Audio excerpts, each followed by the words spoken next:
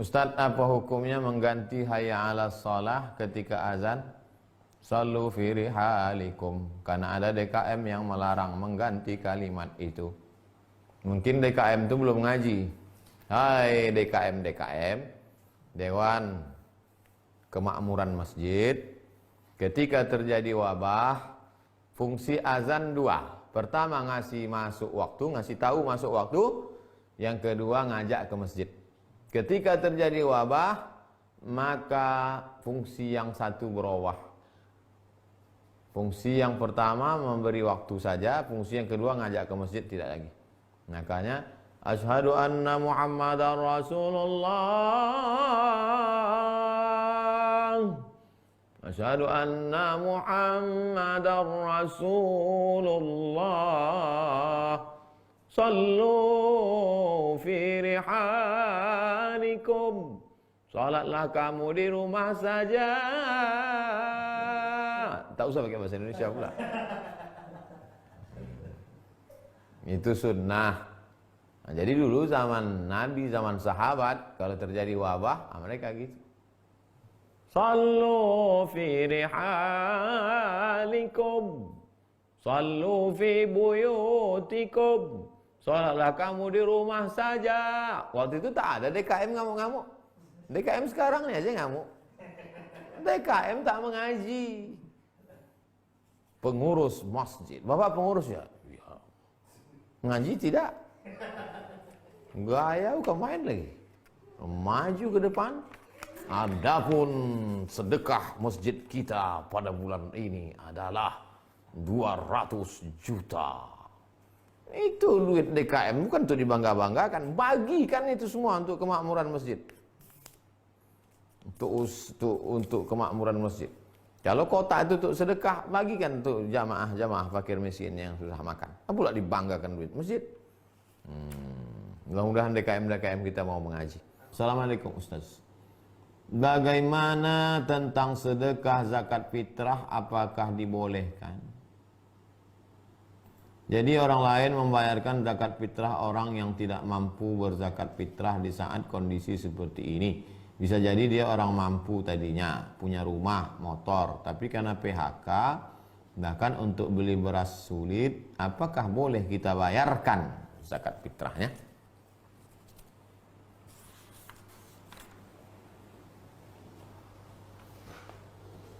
Nanti kita hari raya insya Allah. Ustaz kok tiba-tiba cerita hari raya nih?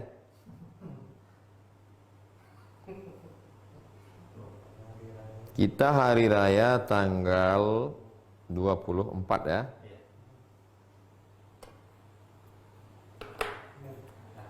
Ingat tanggal hari raya 24 Mei. Maybe yes, maybe no.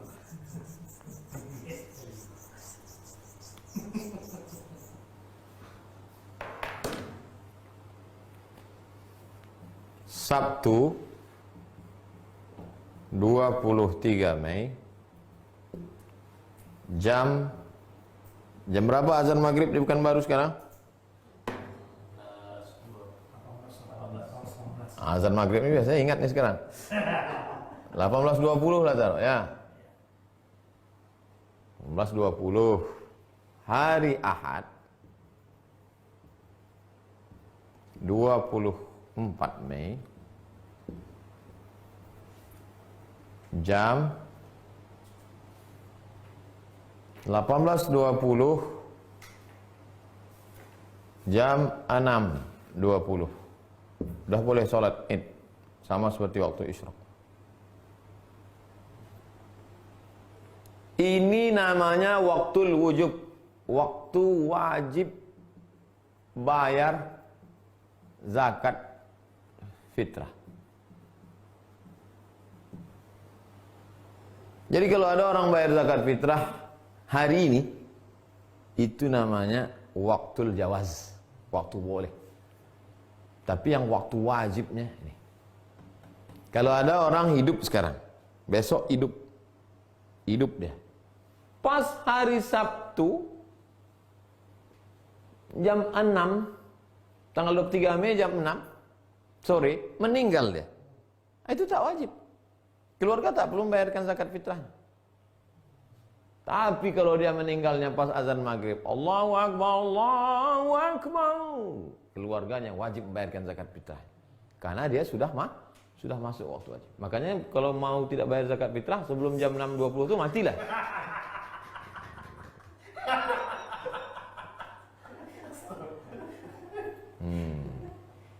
Begitu juga anak kecil. Ibu hamil. Lahir anak itu di waktu ini.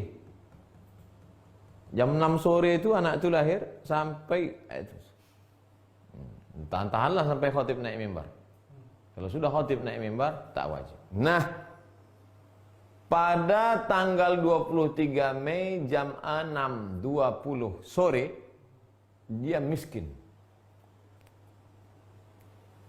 Fakir. Apa itu fakir? No income. Tak ada sama sekali. Tak ada pemasukan sama sekali. Miskin, ada income tapi tak cukup keperluan. Misalnya standar rata-rata orang Pekanbaru, standar umum berapa lah? Berapa upah UMR sekarang? 2,5. Dia di bawah 2,5. Min 2,5. Ini tak cukup. Ini miskin. Pada hari Sabtu tanggal 23 Mei jam 6 sore, jam 6.20, dia miskin. Tiba-tiba selesai sholat maghrib malam itu, Allahu Akbar, Allahu Akbar. Assalamualaikum Pak. 1 goni, 2 goni. Pas jam 12 malam itu, penuh 1 malam itu. Maka malam itu dia wajib bayar zakat fitrah. Karena dia sudah mampu. Besok sholat dia ke masjid. Sampai malam itu tak ada satupun orang. Di rumah itu beras sebiji pun tak ada beras. Di rumah. Sholat subuh lah dia. Habis sholat subuh. Assalamualaikum warahmatullahi. Tuk tuk tuk tuk. Assalamualaikum Pak. Waalaikumsalam. Buka pintu. 50 orang datang bawa beras. Ini beras saya, ini beras saya. Maka dia pun wajib bayar zakat fitrah. Sampai kapan? Sampai khatib naik mimbar. Tak juga ada, barulah dia tak wajib bayar zakat fitrah. Jadi, pertanyaan nomor 1. Kalau kawan bapak, tetangga bapak ini dari jam 6.20 sore sampai besok memang dia tak mampu, bapak bukan bayarkan zakat fitrahnya, bapak kasih beras untuk dia. Aku bayarkan zakat fitrahku kepada engkau tunai, karena dia penerima. Jelas? Jelas tu insyaAllah. Tak juga jelas? Ulang balik video tu, jangan saya lagi ulang. 4. Pak Septiandi, Ustaz, kalau perangai kawan kita membuat kita jadi emosi atau sakit hati, apakah puasa kita jadi kawan kita? Apakah puasa kita, maksudnya bapak ini khawatir puasa dia ditransfer ke kawannya itu. Perangai kawan kita itu tak suka kita. Kita tak sukanya kenapa? Saya tak suka lah sama dia Pak Ustaz. Kenapa kau tak suka sama dia? Mobilnya mahal kali. Itu tak betul. Rumahnya bagus sekali. Itu tak betul. Itulah yang disebut dengan al-hubbu fillah. Al-hubbu fillah. Cinta karena Allah, benci pun karena Allah. Al-hubbu fillah. Kenapa kau suka sama dia? Saya suka sama dia karena dia istiqomah. Saya suka berkawan sama dia karena dia orangnya sabar. Wal bughdu. Benci pun juga karena Allah. Saya benci sama dia Pak Ustaz. Kenapa kau benci sama dia? Dia selalu pakai celana pendek, nampak pangkal pahanya. Bencinya itu karena dia tidak melaksanakan mungkar. Karena tidak melaksanakan ma'ruf, melakukan mungkar. Sebab itu kita luruskan. Jadi kalau bencinya karena Allah, tak apa-apa, kita disuruh benci. Tapi bukan pada orangnya, pada perbuatannya. Setelah dia taubat, dia tetap kawan kita, sahabat kita. Terakhir. Oh, belum. Bu Yunita. Apa hukumnya ngangkat tangan ketika berdoa di khutbah ketika sholat Jumat? Karena ada jamaah tidak ngangkat tangannya. Dan apa hukumnya mengusap wajah setelah berdoa? Yang ngangkat tangan nih khotibnya atau jamaahnya, Bu? Khotibnya Pak Ustadz. Kalau khotibnya ngangkat tangan, itu dalilnya adalah hadis Nabi ketika sedang khutbah. Ketika sedang khutbah, datang seorang di pintu masjid. Ya Muhammad, kata dia. Halakatil amwal. Kebun korma kami sudah kering. Hewan-hewan ternak kami sudah mati. Hujan tak turun-turun. Nabi langsung angkat tangan. Aghithna, aghithna, aghithna. Turunkan hujan ya Allah. Turunkan hujan ya Allah. Turunkan hujan ya Allah. Kata satu mazhab, boleh ngangkat tangan ketika minta hujan saja. Itu namanya istisqa dalam khutbah. Bukan sholat istisqa. Khutbah Jumat, tapi diselipkan dalamnya minta hujan. Kata mazhab yang satu lagi, karena Nabi pernah buat sekali, maka pernah. Karena sunnah itu artinya asal dibuat Nabi walaupun sekali, sunnah. Disitulah letak ikhtilafnya. Kata mazhab yang ini, angkat tangan hanya boleh ketika istisqa minta hujan saja. Untuk doa yang lain tidak. Kata mazhab yang ini, boleh angkat tangan karena Nabi pernah buat sekali. Berkelailah antara mereka ini berdua. Karena kelahi gara-gara itu, itulah maka kita pindah ke kitab ini supaya tak kelahi. Kitab ini asyik menengok hati aja. Nah, kau kelahi-kelahilah, aku jaga hati. Ribut juga lah, pukulkan kepala mula. Dah, jelas?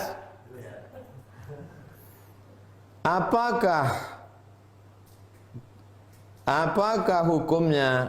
Nah, itu tadi khotibnya. Sekarang bagaimana kalau makmumnya? Imam. Allahumma ansur ikhwanal mujahidin al-mazlumina fi Palestin. Ya Allah, tolonglah saudara kami yang ada di Palestina. Tiba-tiba makmum di bawah angkat tangan. Amin. Amin. Apa dalil dia angkat tangan itu? Nabi bersabda, Innallaha hayyun karimun. Allah itu maha hidup dan maha dermawan. Innallaha yastahyi. Allah malu. Allah malu melihat seorang hamba ketika mengangkat tangan, ayyaruddahu masifran. Lalu turun tangannya dalam keadaan nol. Apa makna hadis itu? Bercerita bahwa berdoa itu angkat tangan. Hadis yang kedua. Rajulun as'as aghbar. Ada seorang laki-laki yang rambutnya kusut dan berdebu. Ya muddu yadaihi ila sama. Diangkatnya tangannya. Itu menunjukkan orang berdoa mengangkat tangan. Umum. Hadis qauli, ucapan Nabi. Dan tak ada hadis yang melarang. Tak ada Nabi mengatakan, kalau khotib naik ke atas mimbar, maka berdoa, janganlah kalian angkat tangan. Siapa yang angkat tangan, maka neraka jahanam tempatnya. Tak ada. Hadis tadi umum. Baik ketika sedang khutbah, maupun selesai doa Allahumma rabb hazin, maupun selesai sholat dan lain sebagainya. Bagaimana hukumnya selesai berdoa mengusap wajah? Subhana rabbika rabbil izzati amma yasifun wa salamun alal mursalin walhamdulillahi rabbil alamin.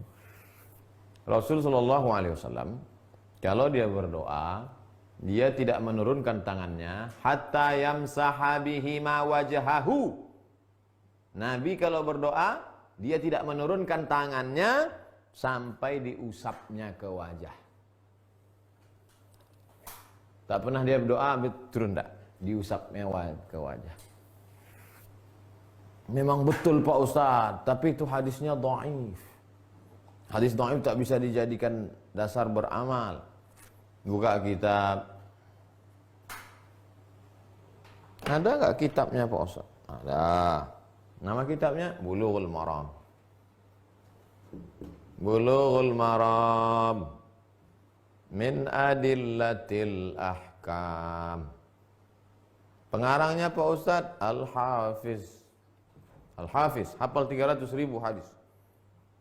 Ibnu Hajar Al-Asqalani. Tentang angkat tangan ngusap wajah itu hadisnya apa kata beliau? Hadisun hasan. Hadisnya hadisun hasan. Hadis yang paling tinggi sahih, di bawah sahih hasan. Di bawah hasan dhaif, di bawah dhaif maudhu. Hadis hasan tak ada ikhtilaf ulama boleh mengamalkannya.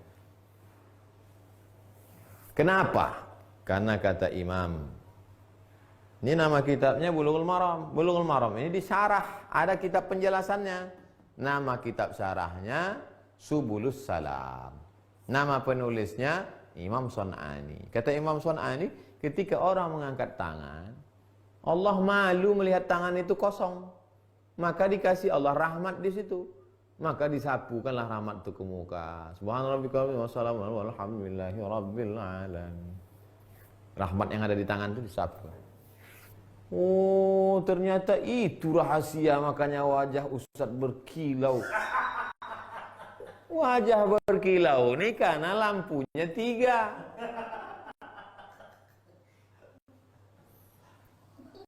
Dah jelas Bu Yuni?